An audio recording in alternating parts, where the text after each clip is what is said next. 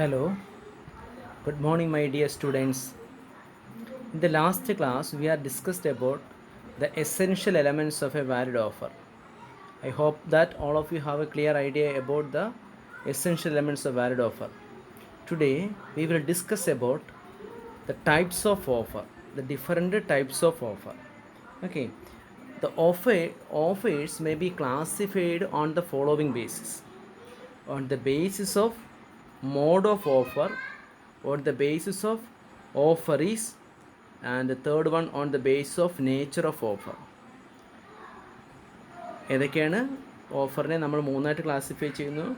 Mode നടത്തുന്ന രീതി അനുസരിച്ച് on the base of mode of offer, ആരിലേക്കാണോ offer on the base of offerees, next one on the basis of nature of offer. Okay, അപ്പോൾ on the basis of mode of offer, മാർഗം, offer നടത്തുന്ന രീതി അനുസരിച്ച് ഓഫറിനെ express offer എന്നും implied offer എന്നും നമ്മൾ പഠിച്ചിട്ടുണ്ട്. നമ്മളത് നേരത്തെ ഡിസ്കസ് ചെയ്തതാണ് അല്ലേ.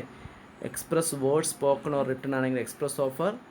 ഇംപ്ലൈഡ് ഓഫർ എന്ന് വെച്ച് കഴിഞ്ഞാൽ offer can be made according to it is on the conduct of the parties അല്ലേ. ഇംപ്ലൈഡ് ആണ് അല്ലേ, വേർഡ് സ്പോക്കണോ റിട്ടണോ അല്ലാത്ത ഓഫർ. ഇത് നമ്മൾ നേരത്തെ ഡിസ്കസ് ചെയ്ത കാര്യമാണ്. Express offer, implied offer. Next one on the basis of offerees. അതിനെ നമ്മൾ ജനറൽ ഓഫർ എന്നും സ്പെസിഫിക് ഓഫർ എന്നും തിരിക്കും. Specific offer and general offer. If an offer is made to a particular person, it is said to be specific offer. If an offer is made to the public at large, ഒരു കൂട്ടം ആൾക്കാർക്കാണ് നമ്മൾ offer general പബ്ലിക്കിനാണെങ്കിൽ it is said to be general offer. Okay, these are also explained in the last classes. Okay, next one, third one, on the basis of nature of offer. ഓഫറിൻ്റെ nature അനുസരിച്ച് it is divided into three categories. First one, cross offer. Second one, standing or open offer. Third one, counter offer. ഏതൊക്കെയാണ്? Cross, standing, counter. Cross offer, standing offer and counter offer. ഓരോന്നായിട്ട് നോക്കാം. എന്താണ് cross offer? What do you mean by cross offer?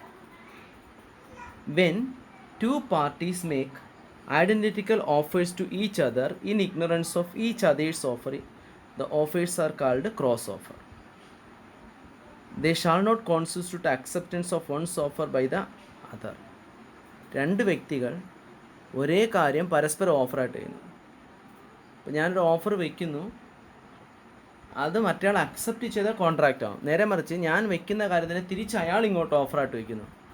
അപ്പോൾ രണ്ട് വ്യക്തികൾ പരസ്പരം ഒരാൾ offer വയ്ക്കുന്നതറിയാതെ ഒരാൾ അങ്ങോട്ടൊരു ഓഫർ വയ്ക്കുന്നതോടൊപ്പം തന്നെ മറ്റേയാളും അതേ കാര്യം തിരിച്ച് ഓഫർ വയ്ക്കുകയാണെങ്കിൽ it is to be cross offer. അങ്ങനെ വരുന്ന സമയത്ത് രണ്ട് ഓഫർ വന്നു കഴിഞ്ഞാൽ ഒരിക്കലും കോൺട്രാക്റ്റ് ആകില്ല. അവിടെ ഒരു വ്യക്തി ഓഫറിനെ അത് അക്സെപ്റ്റൻസായി മാറണം.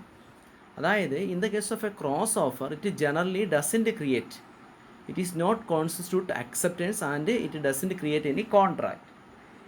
ഒരു വ്യക്തി അയാളുടെ ഓഫറിനെ അക്സെപ്റ്റൻസ് ആയിട്ട് ചേഞ്ച് ചെയ്താൽ അത് ഓഫറും അക്സെപ്റ്റൻസും കോൺട്രാക്റ്റ് ആയി മാറും. Otherwise two offers never constitute a contract. അപ്പോൾ രണ്ട് വ്യക്തികൾ പരസ്പരം രണ്ടുപേരും ഒരേ കാര്യത്തെ ഓഫറായിട്ട് വയ്ക്കുന്നു. യഥാർത്ഥത്തിൽ ഒരു ഓഫർ ഒരു അക്സെപ്റ്റൻസ് വേണ്ടെടുത്ത് രണ്ടുപേരും ഒരേ കാര്യം ഓഫറായിട്ട് വയ്ക്കുമ്പോൾ അതിനെ നമ്മൾ എന്ത് വിളിക്കുന്നു? Cross offer. അതൊരിക്കലും കോൺട്രാക്റ്റിലേക്ക് വരില്ല. ഉദാഹരണം പറഞ്ഞു കഴിഞ്ഞാൽ, ഫോർ എക്സാമ്പിൾ, എ എന്നുള്ള ഒരാൾ അയാളൊരു ലെറ്റർ അയക്കുകയാണ്. ഒരു ലെറ്റർ അയച്ചിട്ട് എന്താണ് ആ ലെറ്ററിൽ പറയുകയാണ്, he offers to sell his Videocon 52 inches TV at ₹15,000 to B. ബിക്ക് ലെറ്റർ അയക്കുകയാണ്, ഞാൻ എൻ്റെ വീഡിയോകോൺ TV 15,000 രൂപയ്ക്ക് വിൽക്കാൻ തയ്യാറാണ്. ബൈ എ ഒക്കെ ലെറ്റർ. ബി എന്ന് വെച്ച് കഴിഞ്ഞാൽ ആ ലെറ്റർ കിട്ടുന്നതിന് മുമ്പ് B by A letter which cross B, ആ ലെറ്റർ കിട്ടുന്നതിന് മുമ്പ് അടുത്ത ലെറ്റർ അങ്ങോട്ട് അയക്കുകയാണ്, വേറെ ലെറ്റർ അയക്കുകയാണ്, ക്രോസസ്. എ ലെറ്ററിനെ ക്രോസ് ചെയ്തുകൊണ്ട് ലെറ്റർ റിസീവ് ചെയ്തതിന് ബി തിരിച്ച് ലെറ്റർ അയക്കുകയാണ് പോസ്റ്റിലൂടെ. Offers to buy it for 15,000. ഞാൻ നിങ്ങളുടെ വീട്ടിലിരിക്കുന്ന വീഡിയോകോൺ TV 15,000 രൂപയ്ക്ക് വാങ്ങാൻ ആഗ്രഹിക്കുന്നു. The offers are cross offers and no binding on the contract. A contract can arise only when acceptance is given after the knowledge of the offer അല്ലേ. അപ്പം ഇവിടെ A നൽകിയതും ഓഫർ, ബി നൽകിയതും offer. B നൽകിയ offer A നൽകിയ offer ignore ചെയ്തുകൊണ്ടാണ്, അല്ല അറിഞ്ഞില്ല ഇത് അയാൾ അയക്കുന്നത്. അതിനു മുമ്പ് ബി അയാളുടെ ഓഫർ അങ്ങോട്ട് അയച്ചു. Here there is no contract between two parties because both of them are making an offer and none of them are accept it. ഒരാൾ അക്സെപ്റ്റ് ചെയ്തില്ല. This is the B cross offer. എന്താ cross offer? When two parties make identical offers to each other without each other in ignorance of each other's offer അല്ലേ.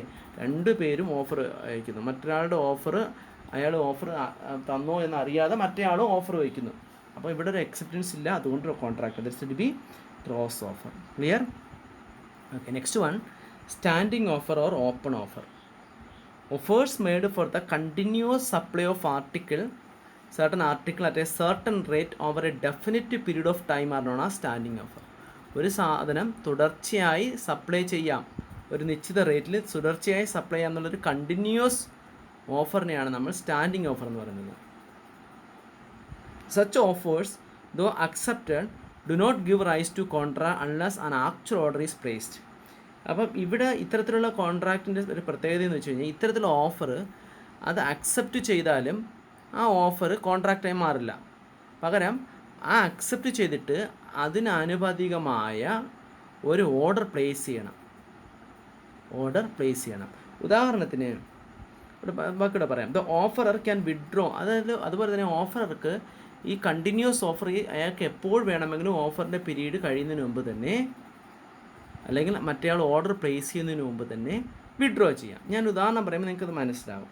For example, L എന്നുള്ള ആൾ railway കമ്പനിയായിട്ട് കരാറിൽ ഏർപ്പെടുന്നു. L agrees to supply coal, കൽക്കരി കൊടുക്കാമെന്ന്, to Y എന്നുള്ള ആൾക്ക് in any quantity up to 1000 tons at ₹150 per ton as and when required by Y over a period of 12 months. അടുത്ത 12 മാസം, ഒരു മാസം 1000 ടൺ വെച്ച് ₹150 നിരക്കിൽ കണ്ടിന്യൂസ് ആയിട്ട് 12 മാസം നൽകാമെന്ന് എൽ എന്നുള്ള ആൾ ആരോട് എഗ്രി ചെയ്യുന്നു?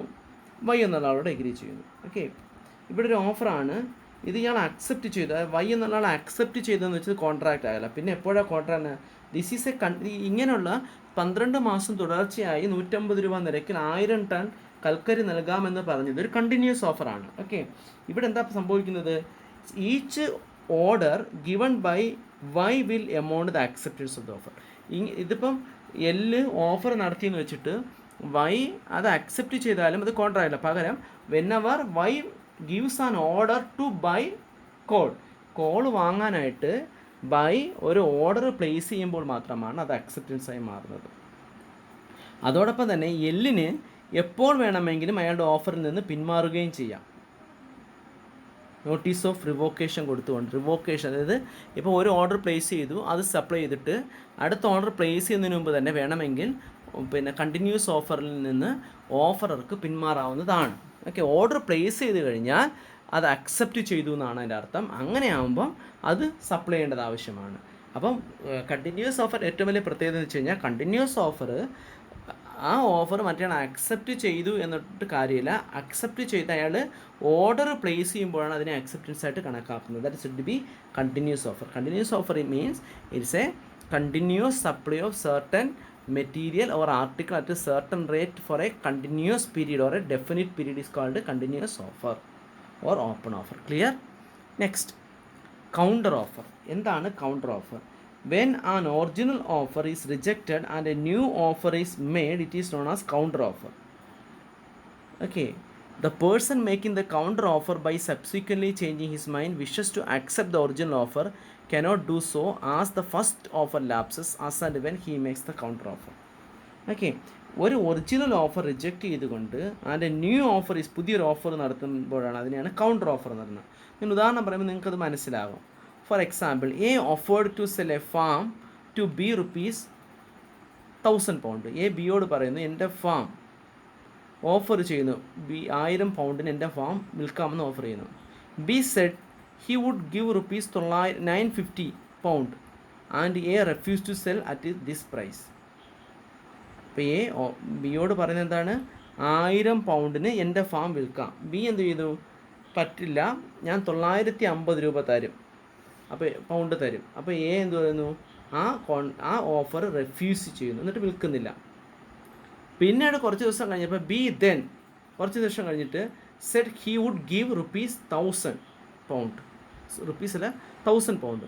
കുറച്ച് ദിവസം ആലോചിച്ചിട്ട് ബി വീണ്ടും പറയുകയാണ്, ഞാൻ £1000 തരാം എന്ന് പറയുന്നു. Held there is no contract. ഇതൊരു കോൺട്രാക്റ്റ് ആകില്ല. Because the offer to buy ₹1,000 is a counter offer. അതായത് ആദ്യമേ എ നടത്തിയ ഓഫറിൻ്റെ സമയം കഴിഞ്ഞു. ഇവിടെ ബി 1000 രൂപയ്ക്ക് വാങ്ങാം എന്ന് പിന്നീട് പറയുന്നതിനെ രണ്ടാമത്തെ ഒരു ഓഫറായിട്ട് കണക്കാക്കുക. അത് മറ്റേയാൾ അക്സെപ്റ്റ് ചെയ്താലേ കോൺട്രാക്റ്റ് ആവത്തുള്ളൂ. അതിനെയാണ് നമ്മൾ. അപ്പോൾ ആദ്യമേ നൽകിയ ഒരു ഓഫറിന്, അതായത് when an original offer reject ചെയ്തു, പിന്നെ ന്യൂ ഓഫർ കയറി വന്നു, ഇതിനെയാണ് നമ്മൾ എന്ത് വിളിക്കുന്നത്? Counter offer. അതുപോലെ തന്നെ ഈ കൗണ്ടർ ഓഫർ നടത്തുന്ന വ്യക്തി അയാളുടെ മനസ്സ് മാറിയിട്ട് അത് accept wishes to accept original offer cannot do so. അങ്ങനെ അക്സെപ്റ്റ് ചെയ്താൽ പോലും അത് കോൺട്രാക്റ്റായി മാറില്ല, മറ്റേ പാർട്ടി അത് സമ്മതിക്കണം. ഇവിടുത്തെ കേസിൽ എന്താ നമ്മൾ പഠിച്ചത്? എ ബിയോട് പറയുന്നു, എൻ്റെ ഫാം £1000 വിൽക്കാമെന്ന് പറയുന്നു. ബി പറയുന്നു, എനിക്ക് £950 മതി. എ പറയുന്നു, എന്നാൽ ഞാൻ വിൽക്കുന്നില്ല. കുറച്ച് ദിവസങ്ങൾക്ക് ശേഷം ബി അയാളുടെ മനസ്സ് മാറ്റി പറഞ്ഞു, ഞാൻ £1000 നൽകാൻ തയ്യാറാണ്. അപ്പോൾ നേരത്തെ നടത്തിയ ഓഫറിന് പകരമായ അക്സെപ്റ്റൻസ് ആകില്ല. ഇത് പഴയ ഓഫറിന് പകരമുള്ള ഒരു കൗണ്ടർ ഓഫറാണ് ഈ പറഞ്ഞത്. അവിടെ because the offer to buy ₹1,000 by B is a counter offer. Subsequent offer was a new offer to which A was not bound to accept. ഇവിടെ എ അത് അംഗീകരിക്കണം നിർബന്ധമില്ല. എ അത് അംഗീകരിച്ചാൽ മാത്രമേ അത് കോൺട്രാക്റ്റായി മാറത്തുള്ളൂ. അപ്പം ബി രണ്ടാമത് വാങ്ങാമെന്ന് പറഞ്ഞാൽ ആ കൗണ്ടർ ഓഫറിനെ എ അക്സെപ്റ്റ് ചെയ്യണം നിർബന്ധമില്ല. The original offer came to an end as soon as the counter offer was made. അപ്പം ഇങ്ങനെ കൗണ്ടർ ഓഫർ നടത്തുന്ന സമയത്ത് £1000 അയാൾ വിൽക്കാമെന്ന് പറഞ്ഞ ആദ്യത്തെ ഓഫർ ബി വെച്ച കൗണ്ടർ ഓഫറോട് കൂടി അത് ലാപ്സ് ആവുകയാണ് ചെയ്യുന്നത്. ഓക്കെ, ബി കൗണ്ടർ ഓഫർ വയ്ക്കുമ്പോൾ ഒറിജിനൽ ഓഫർ അവസാനിക്കുകയാണ്. That is said to be counter offer.